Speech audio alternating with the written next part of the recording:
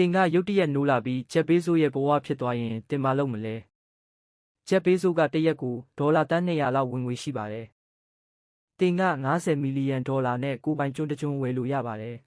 120 မီလီယံဒေါ်လာနဲ့ဂျက်လေယာဉ်တစ်စီးပြီးရင်တင်နေ့တိုင်းဖြတ်စီးဖို့ AI စက်ရုပ်30ကိုဒေါ်လာတန်း30နဲ့ဝယ်လို့ရပါတယ်ဒါပေမဲ့သူ့လိုတင်ကအလုံးမကျိုးစားတဲ့အတွက်တင်ရဲ့ကုမ္ပဏီကြီးကပျက်စီးသွားမှာပါတင်မှာ SpaceX ဒုံးပျံတစ်စင်ရှိမယ်ဆိုရင်တင်ကကမ္ဘာအချမ်းသာဆုံးလူဖြစ်လာနိုင်ပါတယ်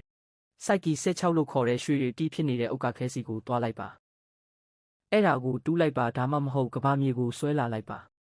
အဲ့ဒါဆိုတင်မှာဒေါ်လာတန်းများစွာတန်တဲ့ရွှေတွေရရှိမှာပါဒါပေမဲ့မှတ်ထားပါအဲ့ရွှေတွေကိုတင်အိမ်တယ်လာတာနဲ့ရွှေဈေးကသူများထိကျသွားမှာပါတောင်းအကွက်ကနေစပါအဲ့ဒါကတင်နိုင်တုံကိုပိုများစေပါတယ်တင်ပြိုင်ဘက်ကလည်းတောင်းအကွက်ကစမယ်ဆိုရင်တခြားဘက်ကတောင်းနေရကိုယူလိုက်ပါ